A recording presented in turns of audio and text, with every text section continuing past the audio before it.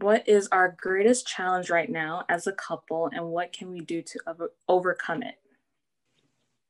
Finding freedom. And I don't think it's just freedom of time, I would say. Let me not just vaguely say freedom and ability, because it's not just us, but folks in general, due to the pandemic, due to hostile political climate, where, we've had wantings to travel since we met each other, right? Which we've done so, but we made it in the tri-state area. We don't really escape New Jersey. Right, exactly. Just due to state guidelines. Or, I don't think being an interracial couple, it would be safe for us to travel in somewhere like the Deep South with what we see on the media and what's portrayed and the levels of hate that's going on in America that's been going on since the end of time, but the comfortability that people have nowadays. This is a photo taken of the two men during the riot, discovered by the FBI on Facebook. A slew of pardons, nearly 150 for a host of powerful people. To compose a country committed to all cultures, colors, characters, and conditions of man. What do you think that happened this week in the news surprised me the most? Oh, in the news. Oh, yeah. Well, I don't know what tragedies has happened. What happened? Really have to think hard about this one. When did Capitol Hill happen? That was 2 weeks ago or a week ago? It's within the week. I think it still pertains to the question. What happened at the Capitol? That isn't a surprise. It wasn't a surprise. But did that affect you? I think so. It's just like, I feel it's one more thing that we have to add to like the problems. I've been to that building. I had to go through 3 to 4 security checks to get into the Senate chambers. And now I'm seeing images of them just breaking in, and I'm wondering, where is security? People in high office will not denounce things like white supremacy. They will not denounce things like QAnon. They won't denounce ill-minded ideologies just because the people with these ill-minded ideologies are in support, right? Because when you hear him on the news, he's going, I don't know much about them, but I know they love me, like a real fucking narcissist. Straight up, because that's it. I'm not new to the fact that these people exist. I'm really not.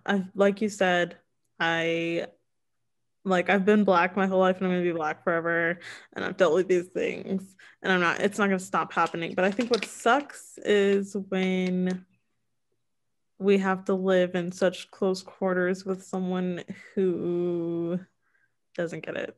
Mm-hmm. It's like painful in its own way. I think a lot of people, just not enough people, care about others' hurt. Yeah. Like, it's just not really a priority to a lot of people. It's just like, well, yeah, but we all get hurt. Like that dude on that TV show, like, we all get hurt. Yeah. Like, whatever, who cares? But like, why wouldn't you want to minimize the hurt though, if you could? No. It makes me feel weird knowing that there's people who just don't prioritize that at all. Mm-hmm. What are you hesitant to tell or to ask me? Ooh. Right? So I am not hesitant, but I know that I will make sure that you're okay. So not really questions, but dealing with Black Lives Matters. So I want to talk to you about it. I want to know how you feel about it. I know your story is different from my other even friend's story, because yes, we're both from France, but you already moved from Cameroon, and then to France. You were not in Paris. You were in a smaller town in south of France. So even your experience was different, and my experience was different as a person of color. So it was really important for me to understand where you were coming from and why it was weighing on your mind and your heart, like that much. And at first I was like, I couldn't believe what you were telling me. Yeah, it's a process, and I was younger and I didn't know better, or I wasn't strong enough, I wasn't confident enough, and then I was not surrounding by the same people. Being the only Black person in a circle of like in an white environment, it's different.